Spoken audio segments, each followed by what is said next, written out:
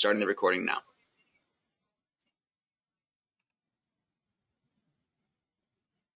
All right, let me log out of that one.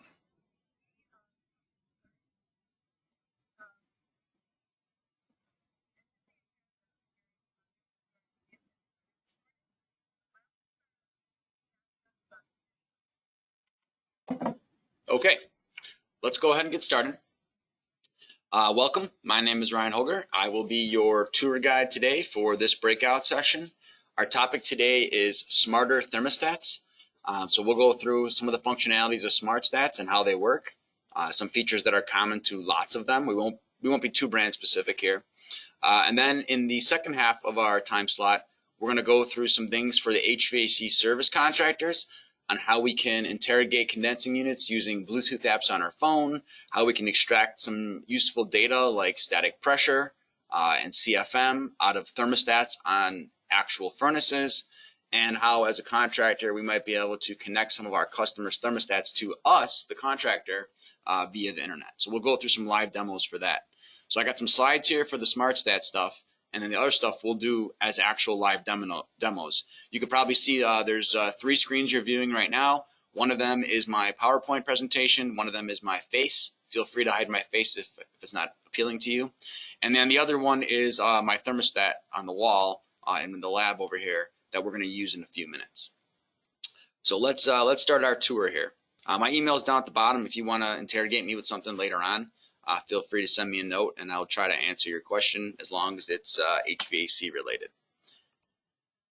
So where we're starting off at, there's lots of smart thermostats on the market. They have a lot of functionality that is similar, but they also do plenty of things that are different. We'll try to describe some of these things to you.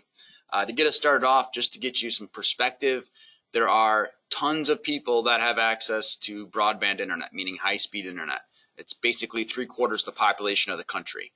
I don't even know how it's not 100%, honestly, but there are people that don't have high-speed internet. But the ones that do, they are a candidate to put in a smart thermostat. Even more people actually have a smartphone, right? I don't know who the 19% are that don't. I guess it's probably like 4-year-olds or something maybe. But everybody's got a smartphone. So if you have high-speed internet at your house and you have a smartphone in your hand, you can make this work. And you probably would want something like this. When people start automating things in their house, and if you guys are like me, you probably have automated lots of stuff. I mean, we have cameras, we have door locks, we have motion sensors, we have all kinds of stuff like that. But like everybody else, I started out with a smart thermostat. And that's probably because I work in HVAC, right? But most people either start with a smart thermostat or they start with a camera. Those are the 2 entry points. And then they start adding things after that. It kind of sort of becomes addictive. You're like, you want to add more and more stuff to your app, if you will, and connect more and more devices. So smart thermostats is kind of the kicking off point for a lot of homeowners. As far as getting thermostats online, if you have not noticed, the market for Wi-Fi thermostats has been growing and growing and growing, or even smart stats in general, but Wi-Fi specifically. We have not seen this rush of Zigbee stats. Zigbee's in red, and this 2020, 2021, and 2022 were predicted data, and that trend did not actually happen. The Wi-Fi more than dominated this, and hardly anybody has Zigbee or any other protocol. It's almost all exclusively Wi-Fi, primarily because everybody has Wi-Fi, so it just kind of makes it easy. There are a lot of players in the market for these smart thermostats, and they all do different things. It's probably no surprise to you, and I'm not picking brands here or anything like that, but Ecobee and Nest are by far the most thought of brands when consumers are surveyed about smart thermostats. Those 2 are definitely the market leaders. They have pros and cons to each brand. We'll not pick on anybody or anything like that. Everybody else kind of chases them, including big names like Honeywell, which has been around forever, and they do a lot of cool stuff as well. But they can't move as fast as an Ecobee and a Nest because they're just too big, But there are a lot of options in the market for different price points, different features, different options for people. The places that consumers get Wi-Fi stats, it's probably no surprise to you that they're not always getting them from their HVAC guy. It makes me a little bit sad, obviously, because I work in HVAC, and thermostats should be the domain of HVAC, but that's not the way it always goes down. So there's lots of places that consumers get these things. They get them from their home security company. Hey, they're installing all these cameras and door switches and other stuff. Hey, you want us to throw a smart stat on there too? Yes, please throw a smart stat on there too. They can get them from their Wi-Fi company, cable company, Utility companies are providing smart thermostats directly to consumers. You could buy them at Home Depot. You can get them out from Amazon online. You can just pretty much get them almost anywhere. There's a certain segment of the people that like to do stuff themselves. So those folks are buying them online or from, Menards or whatever. And then there's another whole chunk of the segment that doesn't want anything to do with wiring stuff. They want nothing to do with it whatsoever. And those folks are going to hire a contractor to do it. And sadly, that contractor is not usually the HVAC contractor. It's usually one of these other entities, because the HVAC guys, for whatever reason, if you're listening to us earlier on when we're chatting, they're not typically as excited about doing technology things as some of these other trades are, such as the security guys. So we like to kind of boost up the HVAC guys and get them doing some more of this stuff. One of the problems with HVAC companies not providing the stat is that HVAC companies don't usually provide stats in general. Not even talking about smart stats, not even talking about Wi-Fi. Just 55% of the time when an HVAC contractor is installing a new system at someone's house, do they even offer them a thermostat of any type, let alone a smart thermostat. Everyone just assumes that the customer wants to keep their old, round Honeywell T87 on the wall. But that's not how the customer feels. That's how the contractor feels. The customer wants a new thermostat. They got a new system. They want a new thermostat. And they don't even know that you can do that. Like literally, consumers don't know that HVAC companies provide smart thermostats. It sounds stupid, but I can't tell you how many friends' houses I've gone to and walked in and been like, and I look for the thermostat. That's kind of like my thing. I look at the wall and I'm like, where the hell did you get that from? And my friend will be like, oh yeah, we got it last year from the security company when we changed it over to so-and-so security. And I'm like, why didn't you tell me, dude? I would have hooked you up. Like, I would have got you a smart stat. And they're like, I didn't know you did that. I thought you were in the heating business. I'm like, yeah, heating business, thermostats. What do you mean you don't know that? It's super common. It happens to me, so I know it happens to you guys. And I can go online and find numerous things like this screenshot I'm showing you here of reviews where this particular customer on Yelp was very happy with their technician. Their technician solved their problems. The technician even offered them a new thermostat, but they didn't offer a smart thermostat, so the consumer declined, and then later on they'd go get a smart thermostat themselves. They didn't think to ask the contractor for a smart thermostat. They don't think contractors do that. They think that's the realm of non-contractors to offer smart stats. So if you guys want to do more of them and you want to connect some of these stats online and you want to be able to stay connected to your customer long-term via the internet, then you need to start offering smart stats to these people. Who do you offer them to? Literally everyone. Do not stereotype people. Don't say, oh, this person's a certain age or gender or race. They don't want one. You don't know that. They probably want one. In fact, statistically, the most likely category of people to purchase a smart thermostat is the people I'm listing on the screen here. Ages 50 to 64. If you would ask me 10 years ago who the prime candidate is, I would have said 20-year-olds. 20-year-olds hardly ever buy smart stats because 20-year-olds hardly own a house and nobody wants to invest in something for their apartment that they're going to leave in 6 months. This group of people, 50 to 64, they have disposable income. Their kids are out of the house. They are no longer paying for college. They are buying other stuff. They're getting a sports car. They will buy a smart thermostat. So people in that age group are prime for this kind of thing. They're also buying second homes in Arizona or whatever it is, vacation homes and stuff like that. And they want to keep tabs on both properties. Hence, they want to have cameras and smart stats at both properties. So people in that age group are prime. People that have more money are obviously going to be prime candidates. And for whatever reason, people that are college educated are very prime candidates for buying this kind of stuff. So the thermostat industry in general, right? We started out with this, round thermostat we all had with mercury in it since 1970 or whatever. And now we all have Ecobees and Nest and stuff like that. But it kind of grew that way over time, right? We started out with regular stats, and we got stats that were smarter, that had different features in them, had schedules in them, which sounds so, simple now. And now we're at the point where the thermostats can schedule themselves. They can override your schedule and become smarter than you, right? And figure out when you're going to be there and when you're not going to be there. And we're at the point now where we're also tying these stats in to automate with other stuff in the house, right? If my house tells me that I'm going to come home, why doesn't it, and turns the lights on, why doesn't it also tell the thermostat, right? Have those things work together as a team. And that's the point we're at. We're somewhere between, the smart thermostat getting us very efficient operation and have fully automated stuff. We're kind of in that right in between point right now. So these smart thermostats, what are some of the reasons people want them? They want them to save money, right? Everybody knows a programmable stat saves money. If you put a schedule in and tell it you're not going to be home and it goes to a relaxed set point, right? Instead of heating your house to 70, we only heat it to 63 or whatever it is. And then the same thing in cooling. Obviously, I can save energy. But nobody wants to program a stat. It's a pain. It's brutal to program a stat. If you've ever done it, and I'm assuming most of you guys have, you go in, Monday, next screen, 7 a.m., next screen, 68 heating, next screen, 74 cooling, next screen. Okay, let me do the daytime. Let me do the evening. Let me do the nighttime. Okay, now let's do Tuesday. By the time you get to Wednesday, you're done. I'm putting this thing in hold and I'm leaving it there. So if I can have a thermostat that has a programmable schedule, but I don't have to tell it the programmable schedule, that's like the holy grail, right? So I can save a lot of money compared to a programmable stat because programmable stats, 83% of the time, don't get programmed. So they don't do anything unless you program them. People want it to be simple, stupid. They don't want to have to think about this, right? Kind of like I just said, let it schedule itself somehow. Let it figure things out. And most people, not all people, but most people want a professional to deal with this. They don't want to install the stat themselves. There is that group of people that want to do it themselves, and that's the way it is. That's fine. But a lot of people want you to do it. They want to babysit the app. They want to have, the controllability of all that, but they don't want to be the one wiring it. They don't want to be the one to have to think about, well, what does two-stage mean? Do I have that?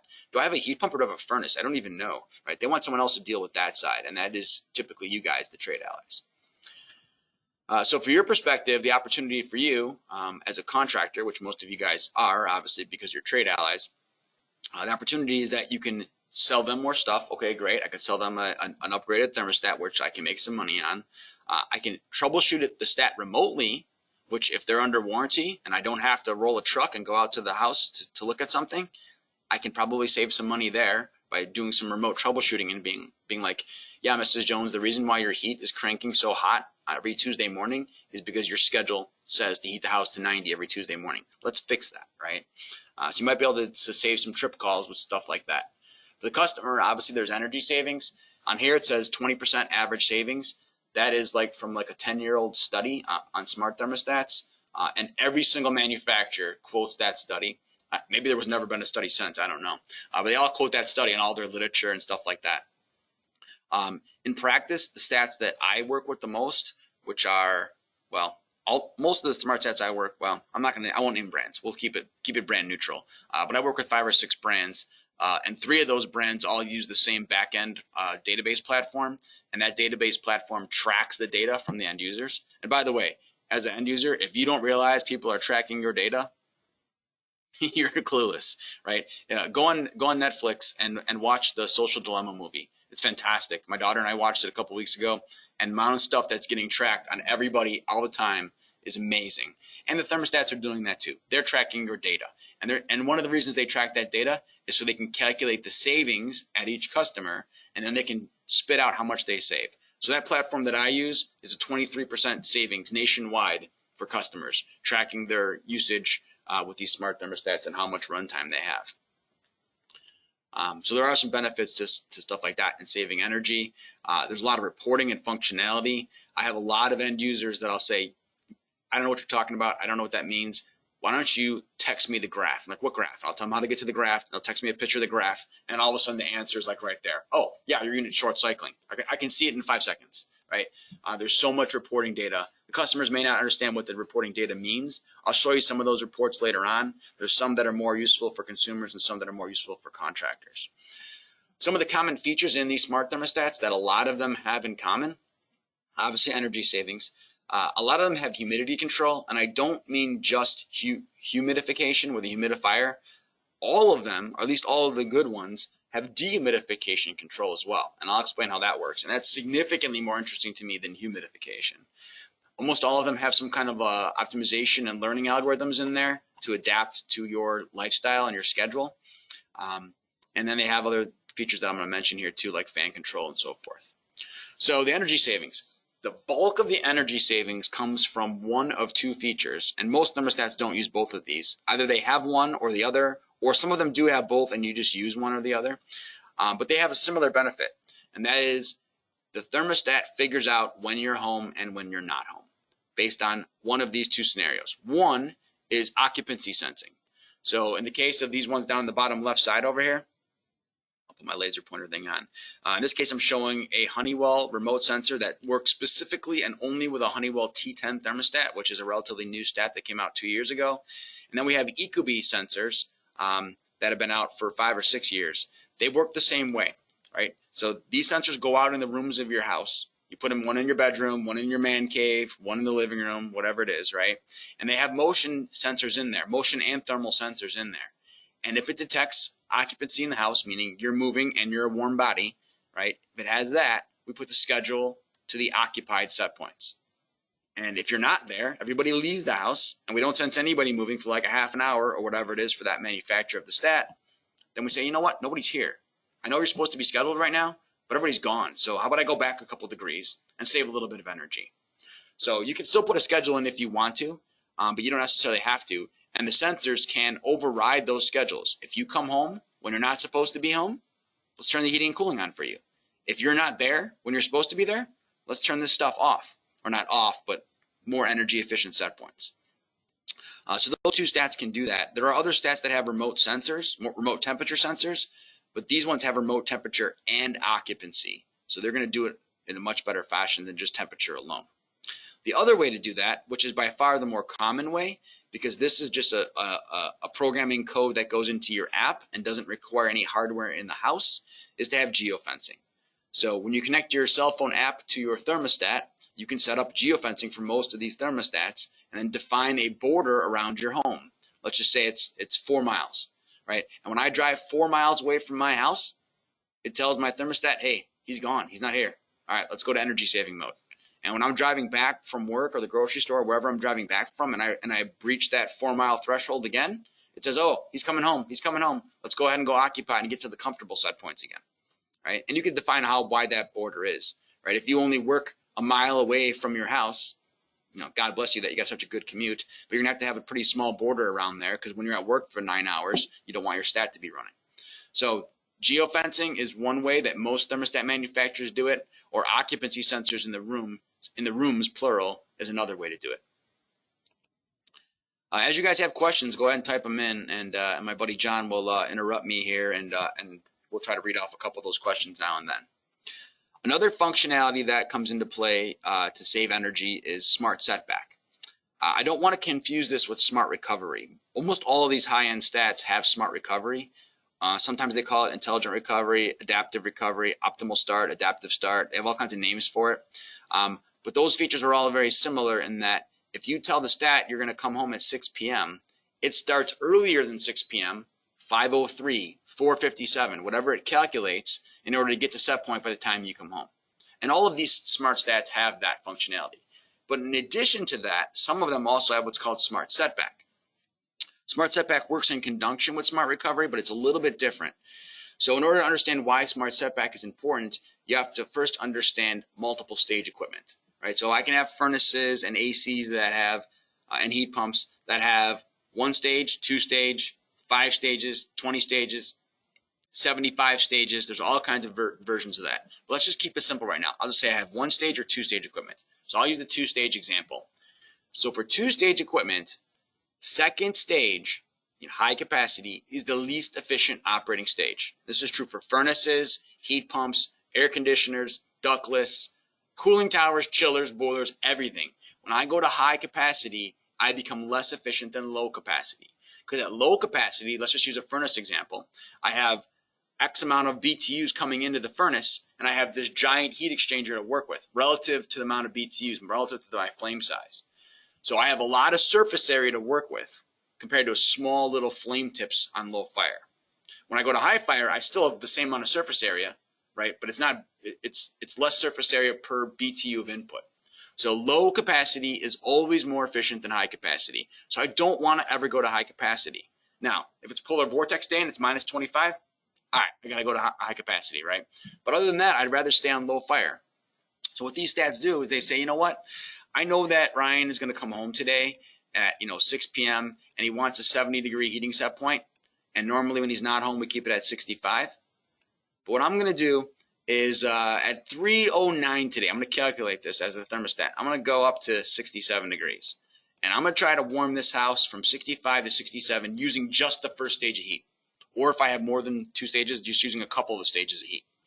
And then later on at 5:17, I'm going to bump it up to 69 degrees. And then right before I get to 6 o'clock, I'm going to bump it up the rest of the way. It starts tweaking that set point up earlier to try to do it with just low fire and avoid high fire. And it's smart enough to do the math in the background to say, is it more efficient for me to start earlier on low stage or wait till the last minute and bang it all on? And it calculates when to do that based on what it knows about your house. Because once again, it's tracking and trending your house. It's building a profile on your house. It knows how many minutes it takes to heat your house on a certain degree day outside. It's learning all of that and building a database. So after a couple months of runtime, it has a pretty good database of your house, and it knows exactly what to do when. And then cooling will work the same way, but in reverse. Humidity management is a big thing, especially now with the COVID discussion. If you're not familiar with that, let me know. I'll give you a bunch of information on that, on why it's really important to try to keep indoor buildings between 40 and 60% for virus control, both COVID and influenza, and pretty much any virus. And if you haven't seen this chart, this particular chart is literally from 1985. It's that old. It's obviously a little bit prettier, better font version of the 1985 one. But basically it says all kinds of bad stuff happens when it's dry. All kinds of other bad stuff happens when it's humid. Don't make things dry. Don't make things humid. Keep stuff in the middle. And we've done a good job over the years at adding humidifiers to residential homes to get them up to 30 or 40% humidity. But we've done a really crappy job at dehumidifying. And if you want to know how to dehumidify a house, let me know. I can give you a full hour discussion on that, on all the ways to dehumidify a house. But it comes with correctly sizing the equipment, reduced fan speeds, larger evaporators. I got a whole list of things we can do. And one of those things, and by the way, that list does not include a dehumidifier. That would be like number 35 on the list of ways to dehumidify a house. It's the worst way to do it. That's a whole side discussion. And I can literally go on a 1 hour tangent on that. And if you've been to any of my other classes, you probably know I'd like to bitch about oversizing stuff. As far as the thermostat goes, I can't control most of that stuff. The system's already installed. The evaporator's already picked. It's already there, right? All those things are done. It's already an oversized unit. My only thing I can do with the thermostat is I can do what's called cool to dehumidify. So what that means is if the temperature is satisfied, let's say you're trying to cool the house down to 73 degrees, right? That's my set point. And it is 73 in the house. I'm not going to normally turn the cooling on. But if I also said I want a 54% relative humidity set point, and I'm up in the 60s right now, then this guy will say, you know what we're going to do? We're going to turn on Y1 cooling, which is the first stage of cooling. I'm going to bang that guy on, and I'm going to run that guy, even though you don't need it for temperature reasons. I'm going to try to run it down to 54% humidity. I know that I'm going to overcool a little bit, but that's okay, because if I don't do this, the customer is going to end up just jacking the stat down anyway to like 69 degrees to get it to run and cool. Anybody who has a thermostat set point that's under 72, I 100% guarantee and promise to you their system's oversized, and they're compensating for it by running it down really cold. This is going to run it down really cold also, but it's only going to do it at the moments when the humidity is high. And then when the humidity is not high, it'll let it float back up to 73 in our example, which means I can save a lot of energy a lot of the year by not always having an artificially low temperature set point. So I've been using this functionality for 20 plus years, even before the Wi-Fi smart stats had it, the regular smart stats, before we even called them smart. Those guys had this kind of functionality too, and we've had that availability to do it. When you get to really advanced ones, we can also reduce the fan speed. And that requires a special stat and special equipment to talk to each other. But we can reduce the fan speed to change the sensible heat ratio, and then that's a phenomenal way to dehumidify. On the humidification set point side, so for your humidifier, the big concern there is that I don't want condensation on my windows. By the way, that's the window at my house, and I don't own a humidifier anymore. This is how much humidity I have inside my house without a humidifier. And I do have a fresh air intake. But I also have, 4 sweaty kids that run around all the time like little pigs sweating it up. But in any case, usually the condensation on the windows is because your humidifier set point is too high, and we'll tell you to go turn your humidity set point down when it's cold outside because the glass is cold, and turn it back up later. But you can have this window protect type functionality do that for you. So what that'll end up doing is, like I have a chart here from one of the stats. But let's say it's 30 degrees outside, and I'm on this middle curve right here, right? I'm on this one in red. If it's 30 degrees outside, make me 45% humidity. But if it's 0 degrees outside, make me 23% humidity. And it'll just slide up and down this curve. And this curve that I choose to put the system on depends on how good my windows are. Really good triple pane windows are over here. Really crappy single pane windows are over there, right? And I have different curves I can pick. Now the homeowner doesn't see these curves. They just get like an up and down arrow on picking more or less humidity, and you keep adjusting it down until your windows don't sweat. And it'll automatically track that for you using the outdoor weather data. If anybody has any questions, type them in. I don't mind questions. Fan control. There's a couple things we can do on the fan control situation. I have a couple different options here. So one of them is optimizing the fan. So that way I don't have, oops, my little thing didn't pop up there. There we go. Let's keep that off for right now. So at the end of a heating call, I have a lot of heat in my heat exchanger in the furnace. This is an infrared picture of a furnace, right? It's just, the furnace is hot, the evaporator's hot, the ductwork's hot, everything's hot, hot, hot, right? Because I've just been cranking this thing at 150 degrees, discharge temperature. Things smoking hot. All that heat that's in that furnace, I don't want it to, when I turn the gas valve off, I don't want that heat to accidentally migrate out the flue, because that's just lost heat. I don't need to exhaust anything anymore because the combustion is over, so there's no fumes to exhaust. So all that embedded heat in the heat exchanger, it can either go up the flue, up my ductwork, or radiate out the cabinet. I'd like it to go up the ductwork and go into the house. So I'll run the fan for X amount of minutes, typically like 90 seconds or 120 seconds after the heating call is over. Newer furnaces all do that for you automatically. But if you have older furnaces that don't, the Thermostat can take over that job function for you and handle it. That functionality is also available on the cooling side. Never turn this on for cooling, ever, no matter what. Never, ever turn it on for cooling. I shouldn't say no matter what. If you live in Arizona or a desert, then you can do it. But in the Midwest, it's a big no-no. If I tell the fan to run after a cooling call, my evaporator coil sitting above the furnace is soaking wet, hopefully because I had a nice good run cycle. If I tell it to go ahead and do this, it's going to blow the moisture back into the house. And I just had some cool dehumidification features with the stat that we turned on. Why would I want to blow the moisture back into the house? This here is showing you a report from an Ecobee stat where one of the users, just for one of his run cycle times, told the fan to go ahead and run when there was water on the evaporator and I was not running the compressor. And you could see what happened to his indoor humidity. It spiked up. And it took a long time to come back down. Do not run the fan at the end of a cooling call. Make sure it shuts off. You can also have the Thermostat tell the fan to run the fan for ventilation reasons or air circulation reasons. So instead of running the fan, you could have always told the fan you want to be in the on mode instead of auto on any thermostat for most part. This is a little different than that. You can tell it I want to run the fan 30 minutes out of each hour, for example. Right, because you want to get better air circulation. You bought some really cool filters or some air purifier, and you want it to actually do something. If you don't have airflow, it doesn't do anything, right? So you can say, I want to run 30 minutes out of each hour, but I don't want to pay to run it the full 60 minutes out of each hour. So you can say 30 minutes out of the hour or 20 minutes out of the hour, whatever you pick. Let's say 30. If I had 18 minutes of runtime this hour for heating reasons, he does the math and says, well, I've had 18 minutes. You said you wanted 30. I guess I owe you 12. And he forces the fan on for an extra 12 minutes to run airflow through your system. It's good for, like I said, running air purifiers and stuff like that. Just be careful, because if you have leaky ductwork, and by the way, if you look at any of the EPA reports, depending on the vintage of the report, it's like 30 to 35% duct leakage in the average American home, which is bad, right? If you have duct leakage, and especially if your ductworks are in crawl spaces and attics, right? Because attics, they're essentially outdoors, right? It's really outdoor. You have air coming in the soffits on the side, going out the ridge vents. It's really hot in attics. It's really cold in attics, right? And basements and crawl spaces that are unconditioned are humid and nasty. So if I have those kind of spaces and my ductwork is in there, and I'm sucking in 30% of my air, especially on the return duct, from the attic or the crawl space, now I got to heat and cool that air and filter it and humidify it and dehumidify it. So running your fan just because is not a smart idea.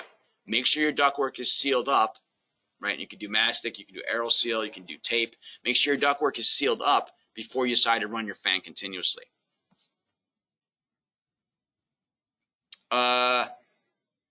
Somebody typed in, what happens if you've got an Oxy 4? An Oxy 4, if you guys don't know, is an air purifier that puts oxidizers out into the duct system and sends them into the home to kill germs specifically. So if you have that kind of air purifier or a PCO device or an ionizer, you're going to want to get some fan run hours. In the winter and in the summer, it's no big deal because you typically have enough fan run hours just on heating and cooling calls. But in the spring and fall, when it's mild, you don't get a lot of fan runtime. So you might want to use a feature like this to force the fan to run. And then you're going to make a choice. Do I want to run my fan to get my air purifier to do something helpful? Or do I want to not run my fan because I have such bad duct leakage? Or maybe you should just go seal your ducts up, right? Or have someone seal them up. You can also do some of these quick programming things where you can have specific desired settings associated with a name like home, away, sleep, unrelated to the time of day.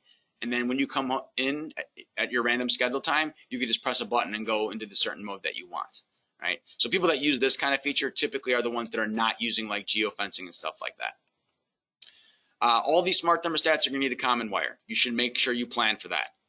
Even the ones that say you don't need a common wire, in practice, when we don't put the common wire on there, we tend to have a lot of problems.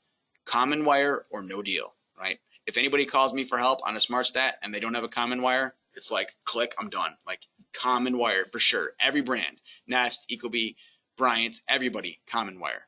A lot of times you only have 4 wires in the wall. You have one that you would use for the hot side, and then you have your 3 control wires, heat, cool, and fan. And you don't have a spare 5th wire. If you have a spare 5th wire, great. Hook it up to common. Life is good, right? And hook up to common on the other end of the cable. If you don't, there are some ways you can get a common wire and make it happen. Specifically, if you have an Ecobee thermostat, it comes with a thing called a power extender kit. I don't have time to dive into how it works today, but just know that it allows you to use 4 wires to get 5 wires of duty out of them.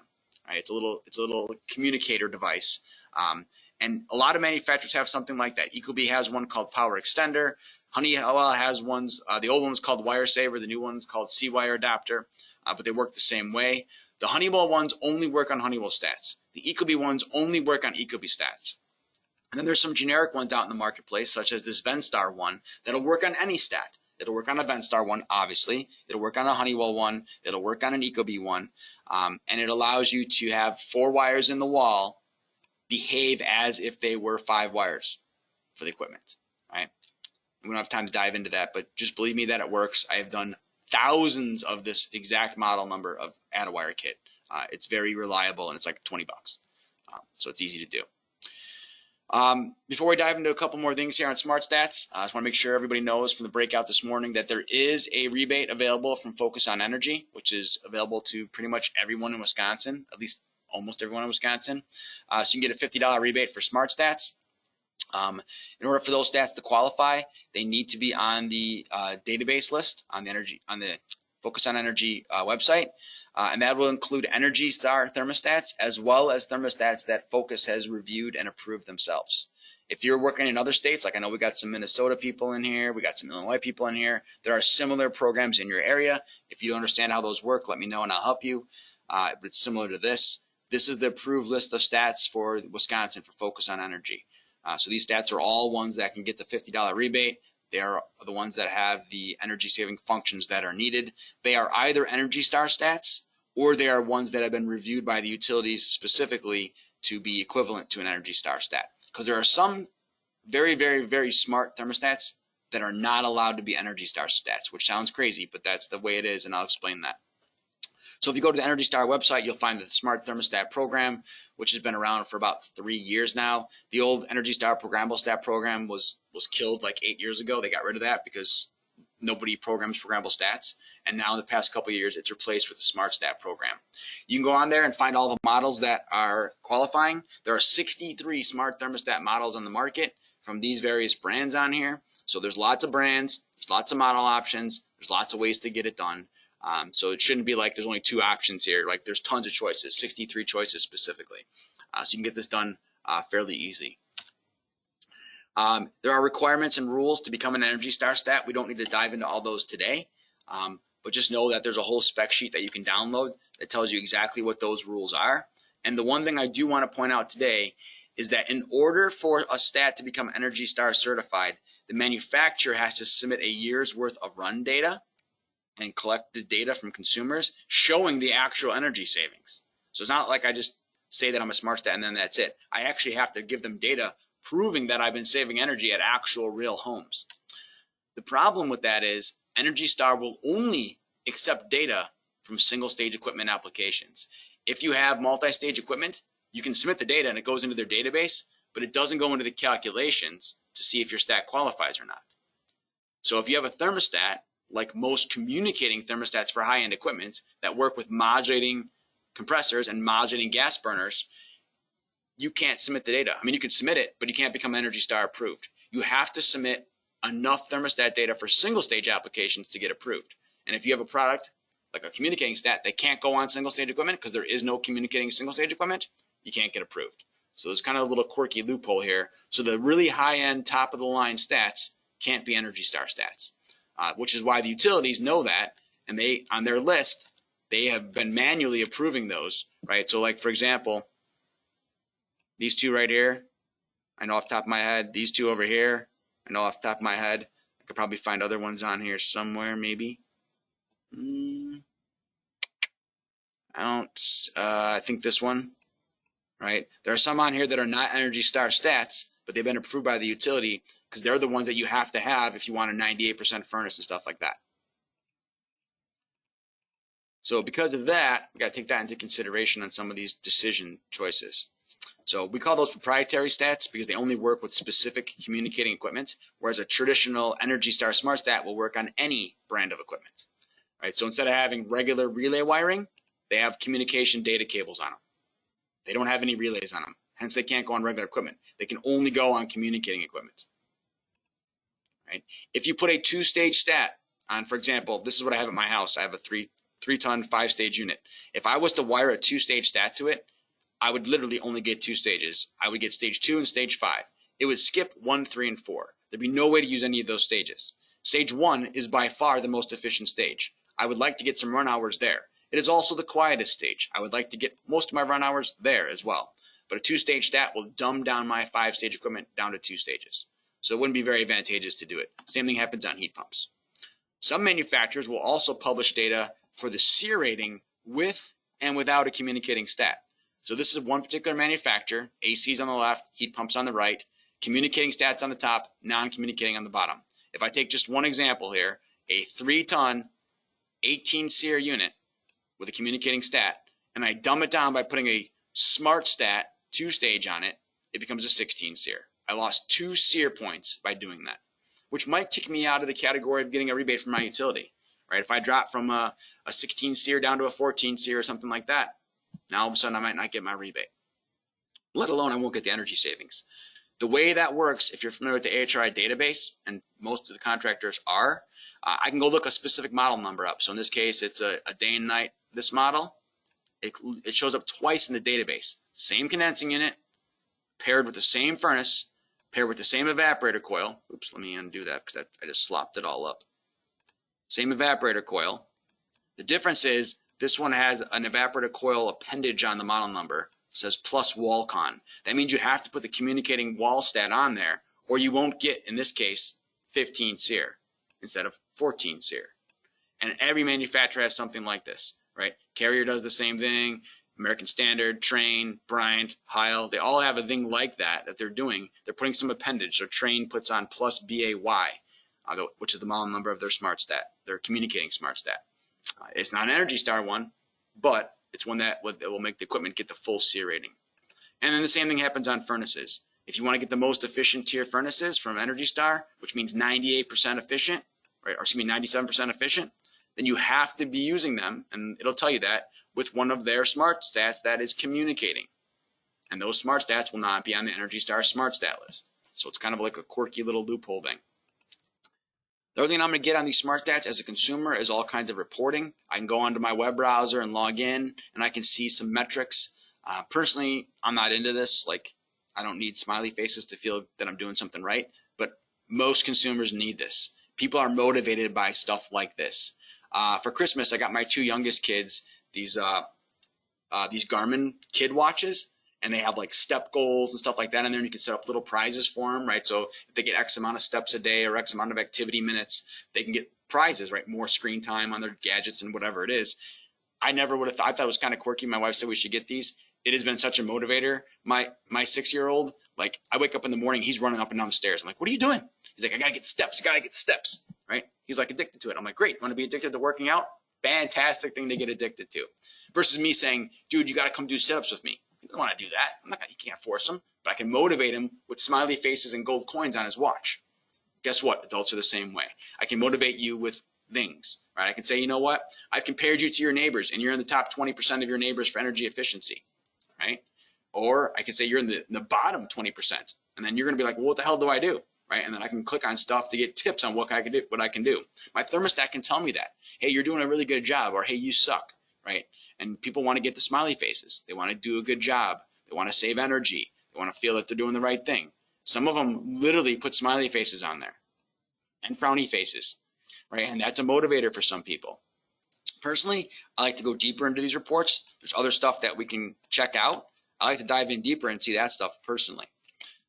But consumers may just want to see the smiley face or not see the smiley face.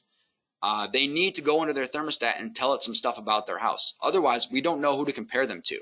Oh yeah, great, you're like the worst person or the best person in the neighborhood. Well, what's the neighborhood? What does it include? So in this case, I want to include houses that are of a certain square footage, that have a certain style, single family, condo, whatever it is, right? Certain number of stories, age of construction. Tell me 5 or 6 things about your house and I know who to compare you to. I don't know if any of you guys get O-Power reports from some of the entities around the state, but I get these from my utility where I live in Illinois, and they'll tell me that I did a good job or a bad job compared to my neighbors. Okay, great. I'm in the top or worst section of my neighbors, right? This is my house. Geez, 5 years ago now. It's getting kind of dated. And then you have to go tell it, well, who are my neighbors? People that have what kind of heat, people that have how many residents, people that have what kind of house. They have a single family house, they have a condo, what do they got, right? And how big is it? You got to tell them some basic info. As mentioned, I like to see these graphs. I like to see what is going on with the stat over time. I use these all the time. I have a lot of stats like this in our own buildings. The company that I work for, we put these stats on the wall in our own buildings, in our wholesale stores, in our office areas, in our classrooms. And then when it comes time to look for problems, or when it comes time to put in a new piece of equipment, hey, this unit's dead, I'm going to put a new one in. I think I can downsize it or right size it. I do my load calc. I'm still a little bit nervous. Well, if I come in here and I scroll back to some day when I know it was really hot or really cold, and I see that second stage never came on or barely came on with a couple bars here, I'm like, okay, I feel pretty good about my load calc now, right? So I can look and see that if my load calc is going to match up with what's going on in reality. I can also see stuff like, well, if this thing's been calling for heat or cooling the whole time, right, solid bar over here, and my temperature's not improving, or it's barely improving, or it's not improving the way it was a couple months ago, I know I got a problem there. There's all kinds of stuff I can diagnose from these kind of graphs. And you can look at graphs based on your system runtime. This is my set points versus my actual temperature versus the outdoor temperature. I can look at the same kind of graphs for humidity. I can look at them for heating. I can go look at them compared to my schedule settings. I can look at them compared to the weather, right? What's been going on outside? How many run hours do I get per day based on the outdoor air temperature, right? Is it the same as I was doing a year ago? I can trend and look at all that stuff. And if you're super, super anal, you can dump this stuff in a spreadsheet and do whatever you want. And you can get, in the case of this particular stat, I can get data for every 5-minute increments. I know the temperature, the set point, the number of stages, the outdoor temp, all that stuff, the humidity. In every 5-minute block, it grabs a piece of data and sends it to me and puts it in my spreadsheet. So there's a lot of stuff you can do with that kind of data.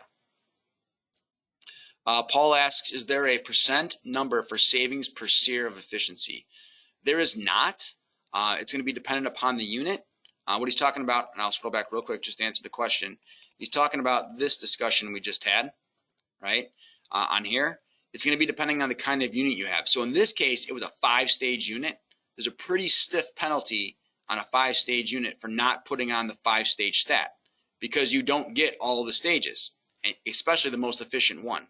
Now, if I only had a 2-stage piece of equipment that was communicating, my SEER penalty would not be as large because I only have 2 stages to work with to begin with. So really this is going to come up on 5-stage equipment. Well, that's what I have in my house. That's why I keep saying 5-stage equipment. But inverter-driven equipment, stuff that has more than 2 stages. So you can find inverters that operate at 3 stages, 5 stages. I have one over here in the lab that is 61 stages. I have another one that's 76 stages in my lab. So all of those things start getting really dumbed down if you don't put the right stat on there. But it's usually about 1.5 to 2 SEER points by taking inverter-driven condensing units and dropping them down to a dumb, this is sound weird, a dumb 2-stage smart stat, a dumb smart stat. I don't know what that even means. All right, it's like an average stat. I don't know. All right, if we keep moving along here, right, this is just, one of many pieces of integrating people's houses. like I mentioned early on. Thermostats are the gateway to home automation. Cameras are the gateway to home automation. Everything else kind of comes after that, right? And I've done most of these things in my house. Like I'll tell you, the water sensor, dude. If you're not, we start with stats and cameras, but you should get the water sensor. Like this saved my butt. Like one day, I was getting ready to leave for work, and my phone starts beeping. My wife's phone starts beeping. I'm like, what the hell? We look at it, and it says basement's flooding. I'm like, holy crap. Go down there. Sure enough, my sump pump was broke. And guess what? I had a backup sump pump that was battery powered, but it wasn't working either. And I don't really test it because I'm lazy. And neither one of my sump pumps was working, and water's going all over the floor, and it's raining outside. Well, guess who's taking off work today and dealing with that, right? So in the next 2 hours, we spent time shoving towels up against to absorb the water while we went and got a new pump to swap out. But had my phone not done that, I wouldn't have known that till that night when I went down in the basement. Or 2 days later when I went in the basement, I'm like, why the hell is the carpet soaking wet? It's such a cheap thing to do to get some of these leak sensors. So now I have them by my sump pump, my ejector pump, because you don't want that water all over the place. I have by my water heater, right? I'm about to get a couple more and put them behind the washer and dryer. There's lots of things you can do with that. The door lock thing, my daughter and I installed one at our house a few years ago. And you can just use the keypad to open it or the app on your phone to open it. It's been great. My kids don't have keys to the house. I don't even know where my keys are. My wife probably doesn't know where her keys are. Between opening the garage and opening the combo locks on the doors, we don't really need keys anymore. There's less stuff to carry. You're going to go out for a jog, you don't need any keys. So there are other things that are pretty cool other than just the thermostat and the camera type stuff, right? Or the Ring doorbells and those kind of things. All right, so what we wanted to do is a couple live demo things. There are 3 things I want to do for you guys. I want to show you what it looks like when you log into a thermostat. I want to show you a Bluetooth app talking to a condensing unit, and I want to show you some of the data you can see on a thermostat live. I know we're a few minutes over. We started like 20 minutes late, so we're probably going to end like 20, 25 minutes late also. If you can hang out with us, that would be awesome. All right, so I'm going to start with the easy one, which is contractor access to thermostats remotely, because that involves my computer, and I'm already sitting at my computer, so I'm going to go ahead and do that one right now, and then we'll go into the lab and do the other ones. So let me turn off that. No, I don't want to keep my notes, and we'll pull up a web browser. All right, so you guys should see my web browser right now. I've actually already logged in to my account. So this is my personal account. My dealer is called Test Dealer because it's kind of a fake account. I use it to connect to my labs, as well as my own house and my dad's house, and that's pretty much it. But obviously, if I was a real contractor, I would have hundreds and hundreds of stats. I only have 25 stats connected. I also have 3 in queue, which means I've connected the stats to my portal, but they're not talking on Wi-Fi right now for some reason. That's pretty common for me personally, because in the lab we shut power off to stuff, and I have 3 different labs with stats on them, so any one of them could have things off at any given time. But in any case, I have 25 that are up and right now, divided between 7 different consumer accounts. So some things that I can do, I can go look at my customers, see how fast this is with, did I log out? Oh, my logout might have timed out. Dang you. Okay, hang on, let me log back in, because I let it sit here for an hour and a half without being logged in. One of the pains of doing live demos, right? So we'll log back into that. As we're doing that, if anybody has any questions, go ahead and type them in, and I'll get reconnected back on here relatively quickly. Connected portal. Anybody got any questions for me thus far on smart stats, other than the ones we already answered? All right, so let me go to my fake setup dealer here. Normally a contractor wouldn't have to go through all these links to log in. It's just that I have like a supervisory over the top of other contractors. But I'm gonna go to this fake one here. It's not fake, it's a real account. It's just everybody on the account is me. So, okay. So in this case, it's actually telling me, right? So I have the 25 connected, 3 in queue. I have one that actually has a problem on it. I already know this one. This one's in the lab. Outdoor communication fault because I have that condensing unit powered down.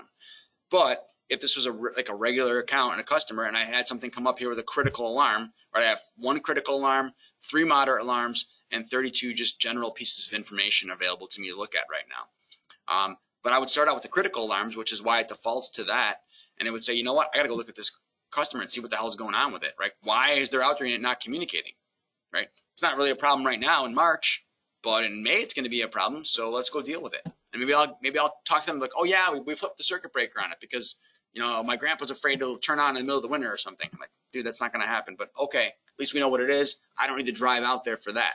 Or they'll be like, I don't know what you're talking about. Nothing weird is here. Okay, you know what? We're going to be in the neighborhood next week. You want us to take a look at it now? That way it's ready to go for the summer, right? And maybe you can do some maintenance work with them. Maybe you can sell them filter change at the same time, whatever it is that you want to do proactively, instead of waiting till May when they call and say, hey, my unit's not running. And you're like, dude, I'm swamped. I don't want to go there now, right? You want to do it when you want to do it. We'll see what we got for moderate alerts on here. So I have some gas valve faults on there. This one's actually at my own house. My house might as well be a lab because I play with things there just like I do in the actual training labs that I have. So I'm constantly messing with stuff. So I know what happened here, so no big deal.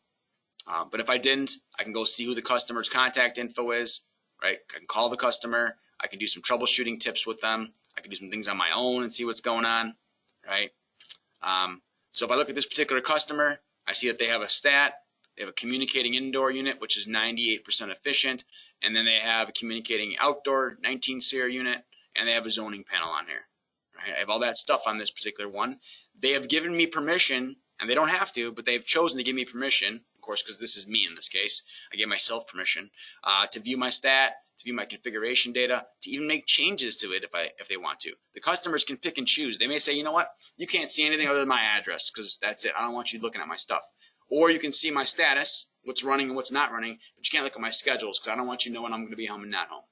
Right? People have different things that they want to do in that regard. So in this case, I go look at it and see some stuff. So it's going to go pull the data from my thermostat right now live.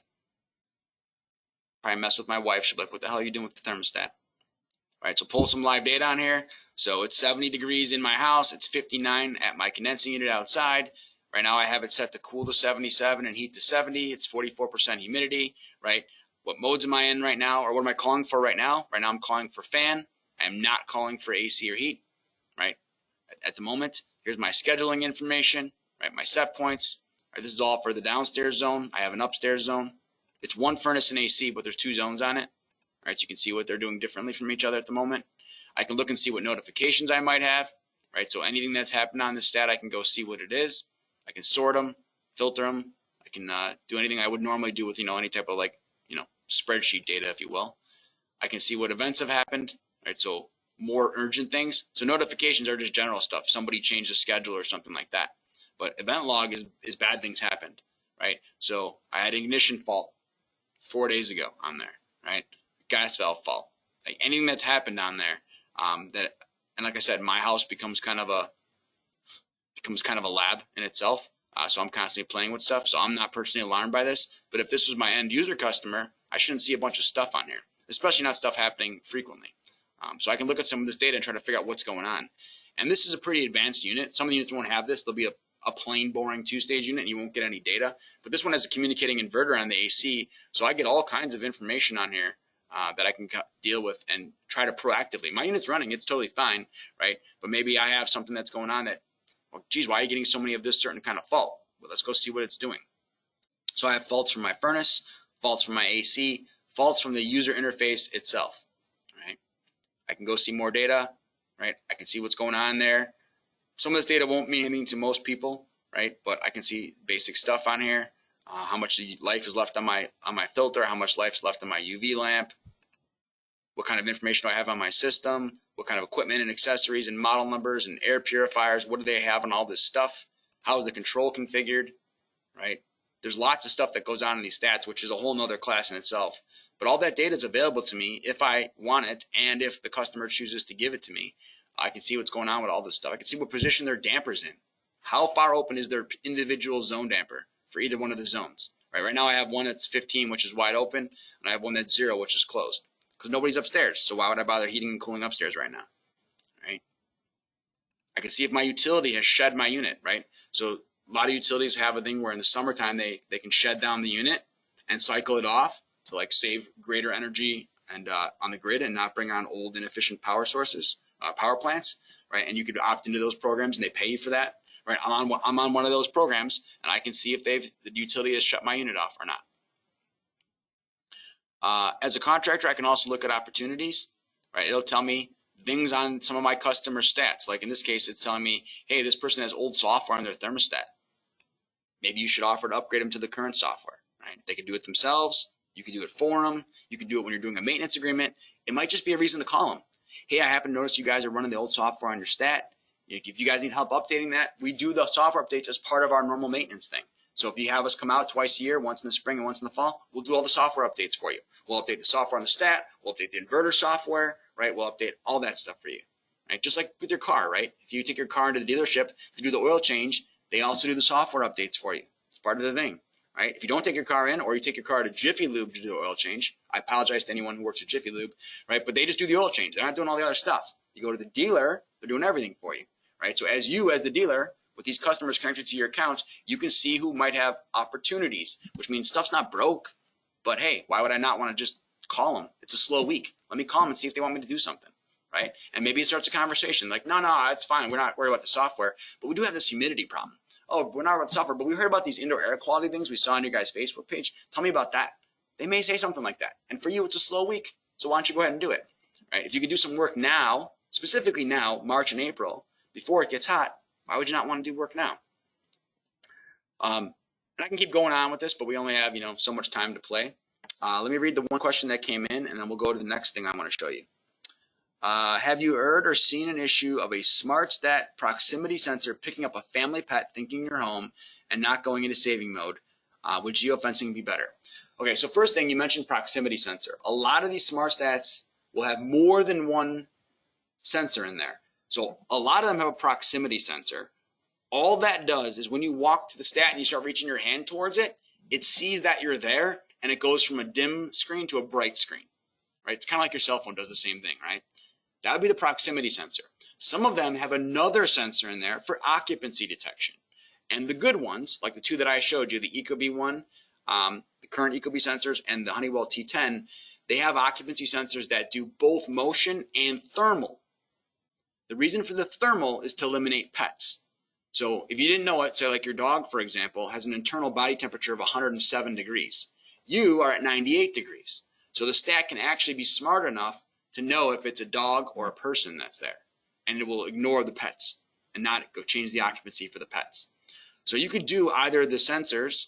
If you have a pet, a family pet, you could do the sensors, or you could do the geofencing. Either one of them would be an acceptable option. Personally, I like the sensors better than geofencing. And the reason I say that is because I can use the sensors for other stuff too. So for example, let's say I have 4 sensors. I have one in my bedroom, one in the living room, one in my kid's bedroom, and one in the man cave. Let's say I have those 4. If any of them are occupied, the system can go to the occupied set points. But in addition to that, and what I cannot do with geofencing is say, you know what? If only one of those is occupied, let's say the man cave, let's just use that temperature reading down there as the main control reading. And let's make you happy in the man cave. And really, it's all about being happy in the man cave. I mean, that's why there's 2 TVs and a mini fridge. Why would it not also be great to be comfortable down there? And then when I leave the man cave and I go upstairs and go to bed, the sensors will say, nobody's in the man cave, but somebody's in the bedroom. Let's ignore the man cave temperature and only control to the bedroom temperature, because that's where you're at. So you can get more benefit out of the occupancy sensors than just the scheduling part of it that you cannot get with the geofencing part of it. The geofencing is not finite enough to know what room you're in, right? So, and it doesn't have temperature sensing either. All right, let's do this. Let me turn off my screen sharing. Right, you guys should still see my cameras, my 2 cameras, right? If not, click down on the other bar on the Go to Webinar. You should be able to see the 2 cameras. You'll have 2 of them on there. You'll see one that's me, which is my thermostat, and one that's me and one that's my thermostat. I'm going to turn off me so you don't see me anymore. So you just see the thermostat one. And I'm going to walk over there. It's going to take me 10 seconds, and I'll correct the focus on that, and then we're going to drive from over there. And I'll show you some stuff we can do with the stat.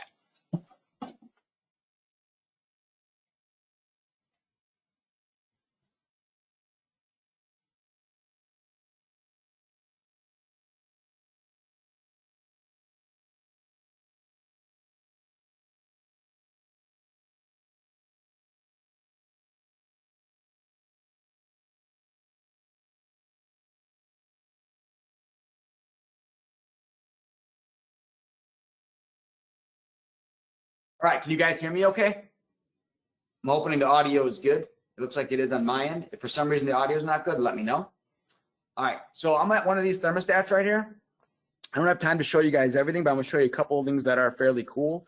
This happens to be a 97 or 98% modulating gas furnace with a variable speed fan, paired up with a inverter that happens to have 5 stages on it.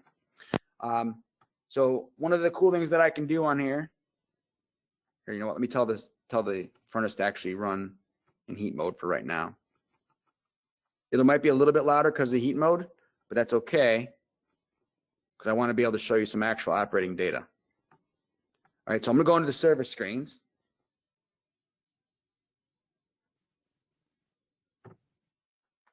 Somebody do me a favor and type something in if you can hear me, just so I know that you can hear me. All right, and in this case, I'm going to go down to service info. And there's tons of different screens I can do. There's checkout screens. I can force it into certain modes, certain airflows, certain gas valve positions. Okay, thanks for telling me you guys can hear me. In this case, I'm going to go to the status screen, look at furnace status, and I'll be able to see live data as it's actually happening. So in this case, my gas heat is off. I told it to run. It's going to run in a minute here, but first it's running the fan cycle, because this unit has not run in a long time because it's a lab unit. So it's going to purge any airflow out on the inducer, but it would do that anyway. That's a normal sequence of operation. My indoor airflow is 543 CFM. My blower RPM is 612. I have 0.3 inches of static, which, by the way, is really low. You won't see that on most systems. But here I have, I'm going to say 12 feet of ductwork on here, and I have like 3 feet of return duct. So it's a pretty small system in the lab here. Yeah. Yeah, that's a little blurry on the screen. Can you focus on the thermostat? Is that? Yeah, let me try to do that again here.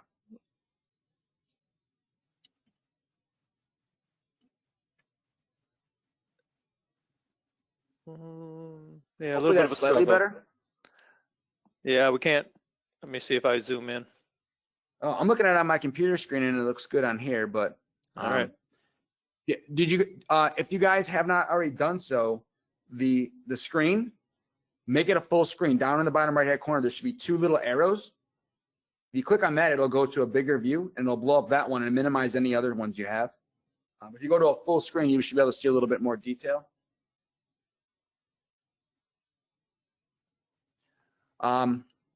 So right now, the gas heat is running. Right, I have a gas valve on there. I told it that I wanted like 3 degrees warmer, so it ended up going to 100%. I probably should only did like 1 degree so you could see it incrementally. But I have CFM, blower RPM, static pressure on here. If I wanted to, I could install the leaving air temperature sensor. I didn't do that. Inducer RPM, you can probably hear it ramping up now. So it just finished going through its initial checkout stage. Now it's going to go into its regular firing rate. It'll start out at 65% here, and then it'll start modulating up and down from there. And as stuff changes, it'll change. So, for example, give me 1 second.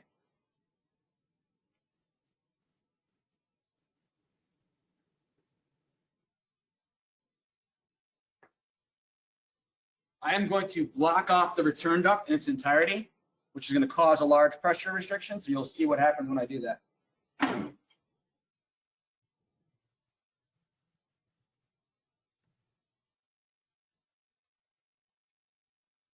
So now the return duct only has basically like a little crack to suck air in. So my static went up from 0.17 to 0.23. Take it back off here.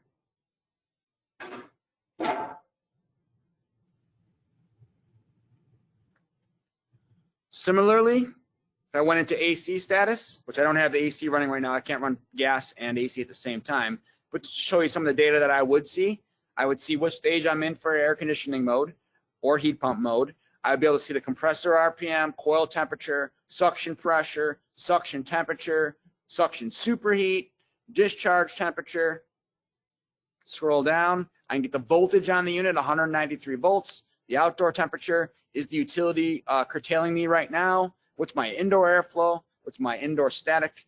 Right now I have pretty much no static because this is such a small duct system, but it's like 0.0 something at the moment. And as it goes to a higher fan speed, it'll go up, obviously. I can come down here and look at all the run fault history for the furnace, for the AC. This furnace doesn't have any faults on it. The AC had something. We'll go see what those were. Low pressure trip, warm up delay.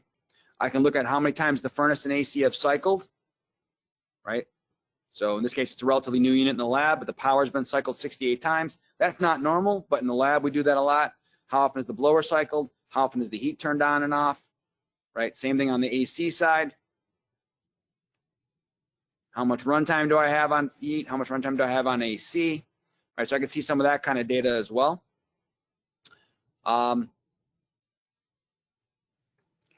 I can charge the condensing units through here.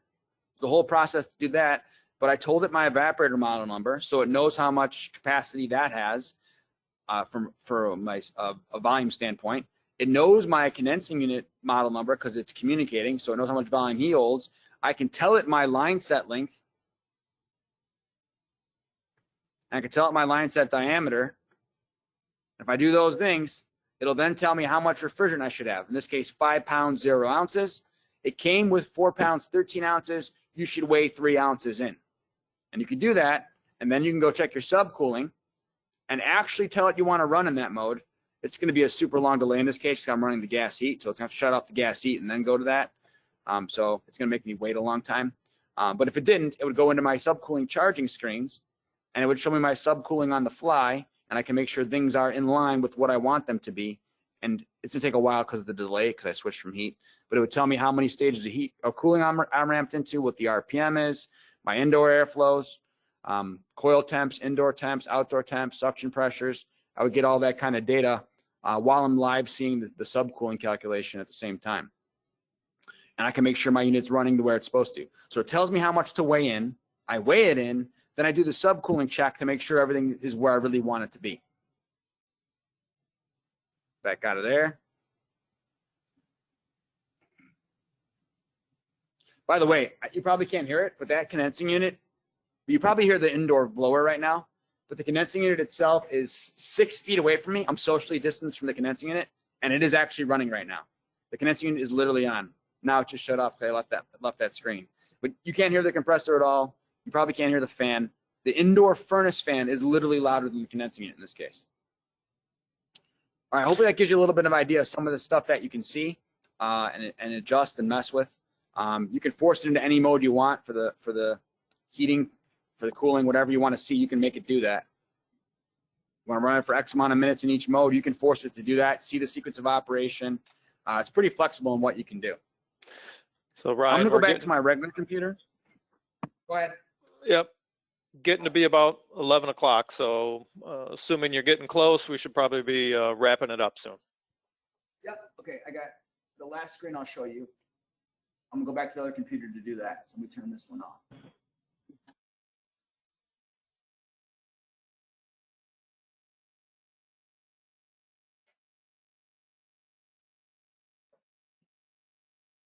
Okay, you guys should be able to hear me again. The last thing I'm going to do is I'm going to show you this little 1-minute video clip of what it would be like communicating with Bluetooth. I couldn't do that part live for you guys because I don't really have any way to push my cell phone screen onto here. So instead I did a video clip of it, and I'll just show you that instead. So I'm going to launch that right now.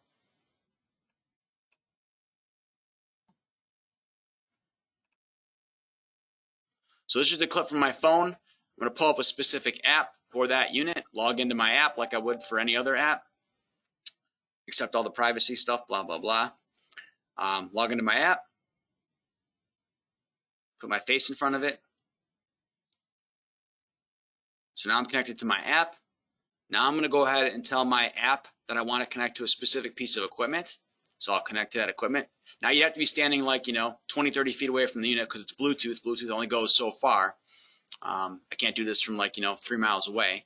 It only found one unit in the area, which is pretty common. I clicked on that one, said pair it. So I'm connecting to that particular unit. And now standing outside in somebody's yard without going to their thermostat, I can see any faults they have. I can see what the system's doing. This is fault codes right here. I can see what the system's actually doing live. So I'll click on that, and I'll be able to see pressures and temperatures and those same kind of things I showed you from the thermostat. without having to go back into the house. And then I can also do all the firmware updates on the inverter, which is nice because in the past, if there was a change to the inverter, you'd literally had to take the inverter out and put a new one in, which is not very productive. So now if there's a new software tool comes out, fixes a bug, whatever, you can just update it from this Bluetooth app.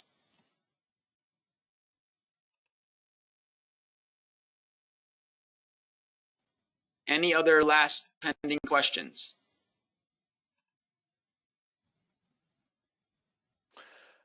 Yeah, I don't see any. Certainly people can write it in the chat. One question quick, just for a minute. What if you have multiple phones connected to geofencing? Do both have to be gone or it'll sense one and still stay? Great question. So most of the manufacturers at this point have evolved to being able to support multiple phones. For a lot of them, it's just 2 phones, though. You can't have like 9 phones. So what it would be, if you have a one that supports multiple phones and you and say your spouse are using it, it would be last out, puts it in setback. So you leave, it's still running. Your spouse leaves, now it goes into setback. And then it would be first in. So whenever one of you comes back in the border, it goes back to occupied. So last out sends it to unoccupied, first in sends it back to occupied.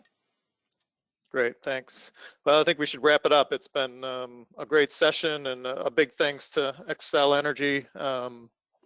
Any closing remarks, Ryan? Yep, just as a reminder, in the notes section, the chat section, excuse me, there's a link. If you click on that link, you can do a survey to say what we did good or what we did bad about this particular breakout. That link is for this breakout. There was another evaluation for the main session earlier. So if the main session sucked, but I was good, don't give me bad credit. But if it was the other way, give me all their credit, right? If they did good, let me know that I did good for them. I'm just kidding. If you guys need something else, let me know. I will chat with any of you guys as much as you like. And I'll leave this up for like a minute or two for anybody to click on that link that wants to in the chat section.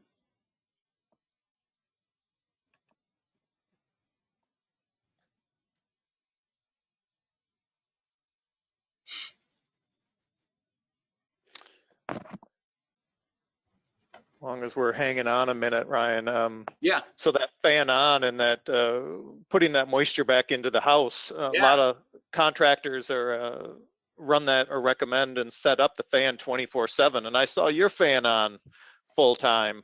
Do you leave that on in cooling mode? Great question. So mine is different. So my stat's really advanced. So what mine does is even if I tell it I want to run fan 24/7, which I don't, by the way, mine was scheduled for that floor of the house to have the fan during the day because my kids are all home doing remote learning right now. But even if I schedule it 24/7 or schedule it for any reason for the fan to be on, my thermostat also, after a cooling call, forces the fan off no matter what for a minimum of 10 minutes to make sure all the water drains off the coil. And that's adjustable. I've got mine at 10. Some people got it at 5. Some people got it at 15. But no matter what I have the fan set as a consumer, the stat outsmarts me and kills my fan to let the water drain off the coil and go down the condensate, and then it'll allow the fan to run again. A regular smart stat would not do that, though. So you definitely would not want to turn that feature on if your primary concern is humidity. So you got the thing you got to like decide, like, do I want to have more fan or not? More fan is okay, but don't have more fan at the end of the cooling call. You want that to be off. At the end of the heating call, you can force it on. The problem is some of the smart thermostat manufacturers recommend you turn it on because they have this false belief that, oh, I'm just going to send more BTUs down the duct, right? And cool your house the last couple extra minute or two. But it's such a large amount of moisture that goes with it, you definitely don't want to do it. It's a hard no, except for Vegas and Arizona. Then you can do it. In those places, they actually ask us if they can run their humidifier with cooling, which sounds crazy for us here. Like, why would you want to run a humidifier in the middle of the summer? And like, dude, it's like 9% humidity in my house. I'm like, okay, I get it. But for here, you definitely don't want extra humidity in the summer. Yeah, that gets complicated for a homeowner or a contractor sometimes to pick and get that feature and know they're getting that feature and whether that's a proprietary stat versus something they bought off the internet, right? Exactly correct.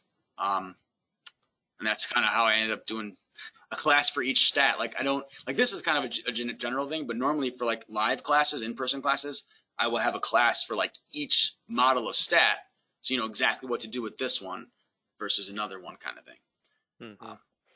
Most of the contractors try not to install like 7 different brands of stats because that gets to be pretty confusing for everybody. So they'll just lock in on like 2 or 3 models, and then that's it. And they'll they'll have like a medium one, like a high end one, and then they also always have some kind of low model too, just to make life easy.